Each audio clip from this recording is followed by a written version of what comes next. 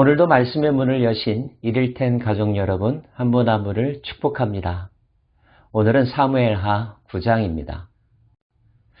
대외적으로 영토를 확장하고 적군들을 제압하고 외교와 지도력을 보여주었던 다윗.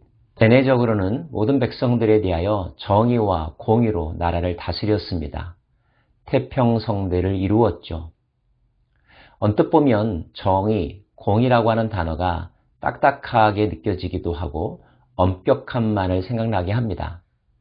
하지만 다윗은 정의로운 지도자임과 동시에 마음이 따뜻한 관대한 지도자였다는 사실도 알게 되는데요. 다윗의 관대한 인품을 알 수 있는 하나의 사건이 사무엘하 9장에 기록되어 있습니다. 더 이상 쫓겨 도망갈 일도 없고 나라가 안정된 상태에서 부국 강병을 이루었던 다윗. 그러나 그의 마음 가운데 한 가지 자리를 차지하고 있었던 사람이 있었으니 그는 바로 자신의 형제요 친구였던 요나단이었습니다. 요나단과 맺었던 언약 여러분 기억하십니까? 요나단을 생각했던 다윗은 요나단의 집안에 대해서 수소문하기 시작했습니다. 마침 사울 가문을 섬기던 시바라고 하는 종이 있었는데 그 종을 통하여 사울 가문에 관한 소식을 듣게 되죠. 사울에게는 여러 명의 아들들이 있었죠. 이스보셋이 사울의 아들입니다. 요나단도 사울의 아들이었죠. 안타깝게도 요나단은 사울과 함께 전장터에서 죽음을 맞이했습니다. 그 요나단의 아들이 있었는데 그 이름이 바로 무비보셋입니다. 불행하게도 무비보셋은 자기 아버지가 전쟁터에서 죽었다는 소식을 듣고 유모의 등에 업혀서 도망가다가 그만 떨어졌죠. 다리를 다쳤습니다. 그것도 두 다리 모두를요. 그 사건으로 인하여서 무비보셋은 불구가 되었습니다. 비록 왕가의 후손이었지만 멸망한 집과 다를 바 없었기 때문에 그의 신세는 참 처량하기 그지 없었습니다. 그런데 그에 관한 소식을 다윗이 시바를 통하여서 듣게 됩니다. 그리고 무비보셋을 자신의 앞에 부릅니다. 다윗 왕 앞에 불려나온 무비보셋. 어떠한 심정이었을까요? 무비보셋은 다윗 앞에 서는 것이 매우 두려웠던 것 같습니다. 자신의 할아버지였던 사울에게 수많은 박해를 받았던 사람이었는데 그가 지금 모든 것을 가지고 있는 최고 권력자가 되었으니 자신의 목숨도 바로 다윗의 손에 달려있다고 생각을 했겠죠. 두려운 마음으로 자신 앞에 나타난 무비보셋에게 다윗은 그러나 인자하고 따뜻한 말로 위로하고 환영해 줍니다. 다윗이 그에게 이르되 무서워하지 말라. 내가 반드시 내 아버지 요나단으로 말미암아 내게 은총을 베풀리라. 내가 내 할아버지 사울의 모든 밭을 다 내게 도로 주겠고 또 너는 항상 내 상에서 먹을지니라 하니 신변의 안전을 보장해 주겠다고 하는 말과 더불어 경제적인 지원책도 약속합니다. 더욱더 놀라운 것은 무비보셋을 마치 자기 가족의 일원으로 초대하는 장면이죠. 앞으로 내가 먹는 상에서 너도 함께 할 것이라. 같이 밥을 먹는다는 것, 가족과 같이 대우하겠다는 뜻 아니겠습니까? 실권도 따르는 사람도 없었던 무비보셋.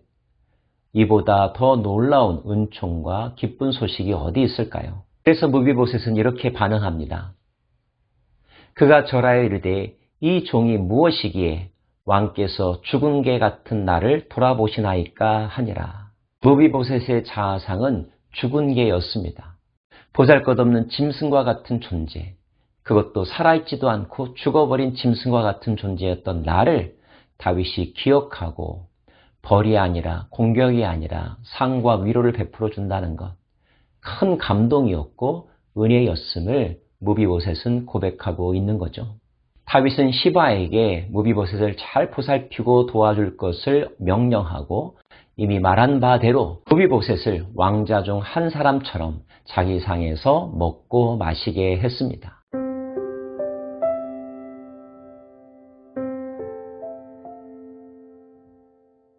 다윗은 왜 무비보셋을 이렇게 잘 돌보아 줬던 것일까요? 우리는 두 가지 이유를 본문 가운데서 찾아볼 수가 있습니다. 그 중에 하나는 요나단과 맺은 언약입니다.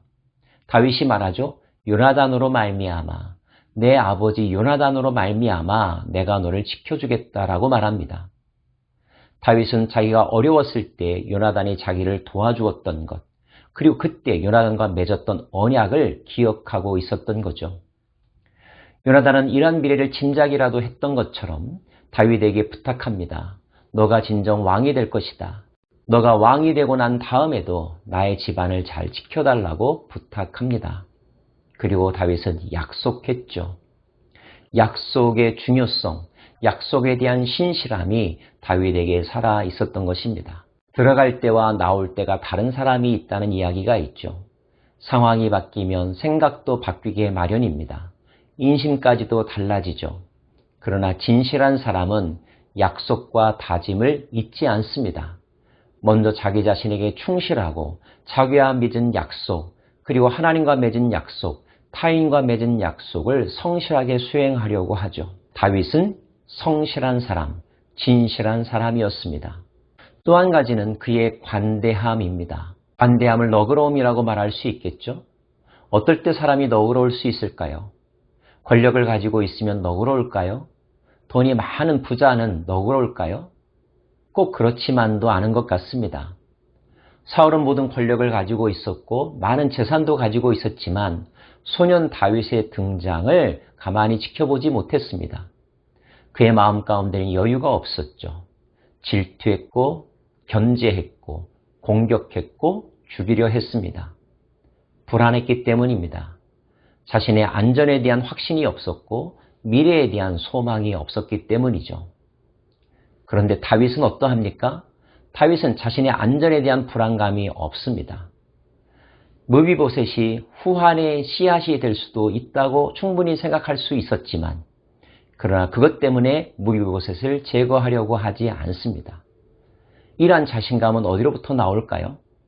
네, 그것은 하나님에 대한 신뢰, 하나님의 약속이 나와 함께하고 있다고 하는 믿음에서 비롯된 것임을 우리는 알 수가 있습니다.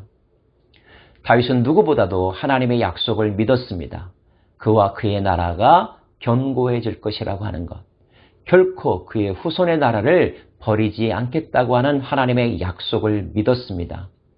이런 믿음이 있는 사람은 두려워하지 않죠. 샛별의 등장에 대하여 축복해주고 도와주는 사람이지 결코 견제하거나 제거하려고 하는 마음을 갖지 않았을 것입니다. 하나님과 함께하는 사람은 관대합니다. 하나님을 소유한 자는 너그러울 수 있습니다. 왜 그렇게 초조하십니까? 왜 그렇게 다른 사람이 잘 되는 것에 대해서 축복해주지 못하고 계십니까? 기다리지 못하십니까? 안절부절하고 계십니까? 혹시 여러분 안에 하나님이 계시지 않은 것은 아닐까요? 지도자는 참으로 많은 덕목들을 갖추고 있어야 할 것 같습니다. 용기도 있어야 합니다. 정확한 판단의 능력도 있어야 합니다. 더불어서 도덕성도 있어야 되고 관대한 마음도 가지고 있어야 합니다.